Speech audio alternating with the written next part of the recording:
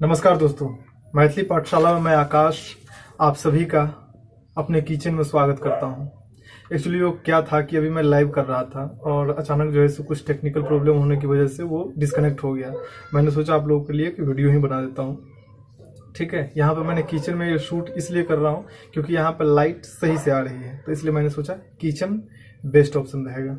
यहाँ पे light direct यहाँ पे आ रही है, तो मैंने सोचा चलो यहीं पे शुरू करते हैं।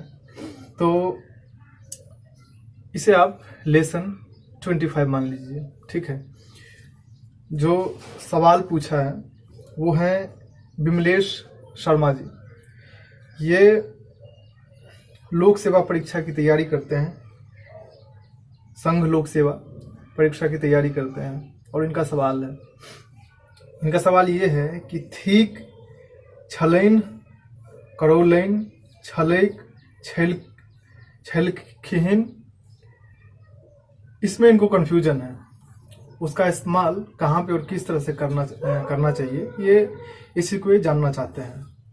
तो विमलेश शर्मा जी, सबसे पहले तो आपको ये कहना चाहूँगा थैंक यू सो मच कि आपने ये सवाल पूछा। सवाल आपने बहुत ही अच्छा पूछा है और इस सवाल का जवाब अगर मैं बाद में देता तो और बेहतर होता, पर आपने पूछ लिया है तो मुझे देना पड़ेगा।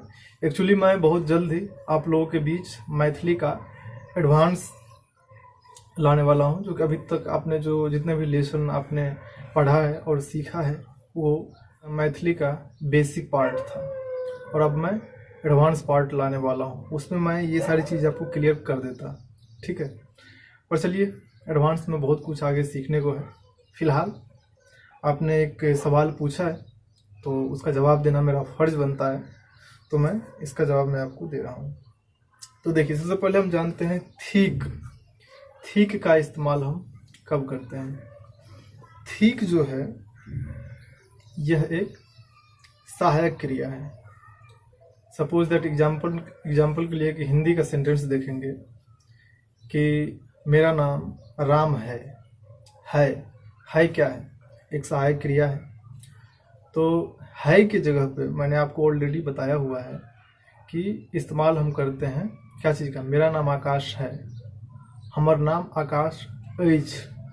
है की जगह पे हम ऐछ का इस्तेमाल कर सकते हैं। ठीक है, तो उस ऐछ और थीक, ये दोनों में कोई डिफरेंस नहीं है, दोनों का मतलब सेम ही है। ठीक है, ऐछ या थीक दोनों में से आप किसी का भी यूज कर सकते हैं। दोनों हेल्पिंग वर्ड भी है और दोनों का मीनिंग भी सेम है। इस जगह पर आप इसका इस्तेमाल कर सकते हैं। ये तो आपका क्लियर हो गया कि प्रेजेंट टेंस में अगर रहेगा, ठीक है, कि मेरा नाम या मैं खा रहा हूँ, तो हम खा रहल थीक बोल सकते हैं। ठीक है, फर्स्ट पर्सन के साथ में। और आपका दूसरा है छलैन जो है ये है आपको भूतकाल का। ठीक है, पास्ट का है ये हेल्पिंग वर्ब। है का जो पास्ट होता है वो होता है छल। पिछले लेसन में मैंने आपको बताया हूँ छल। जैसे वह खा रहा था, वो खा रहल छल। छल जो है ये हम साधारण बोलचाल की भाषा में इस्तेमाल करते हैं, और उसी में अगर रिस्पेक्ट देना है, कोई अगर हमसे सीनियर है उसको रिस्पेक्ट से बात करना है, तो वहाँ पे हम इसका इस्तेमाल करते हैं छलैन या छलखिन।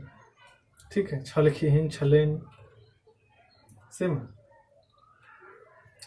तो छलैन यानी कि छलैन जो है हमेशा थर्ड पर्सन के लिए यूज होता है। ठीक है, थीक जो है ये फर्स्ट पर्सन के लिए यूज होता है। तो छलैन जो है जैसे कि वो आ रहे थे, रिस्पेक्ट देना है उन्हें। वैसे अगर जनरली बोलचाल की भाषा में अगर हम इसका इस्तेमाल करेंगे तो कैसे करेंगे? वो आ रहल छल, वो आ रहा था, वो आ रहल छल। अब इसी में अगर वो हमसे सीनियर है तो उनको क्या बोलेंगे?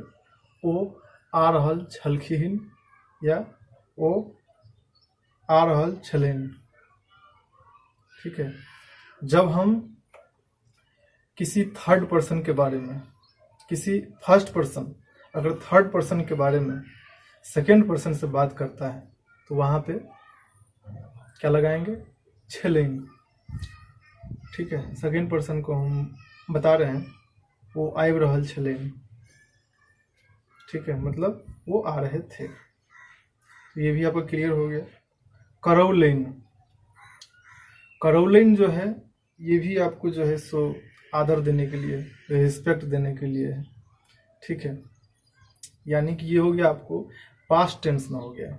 ठीक है, ये ऊपर वर्तमान काल का नहीं है, ये भूतकाल का है। ठीक है, तो अगर भूतकाल में एक हम सेंटेंस लेते हैं कि इन्होंने मुझे भोजन कराया, ये बोलना है। तो जनरली हम बोलचाल की भाषा में जो बोलेंगे वो ये बोलेंगे, वो हमरा भोजन करौलक। करौलक जनरली बोलचाल की भाषा में करौलक। ठीक है, करौलक।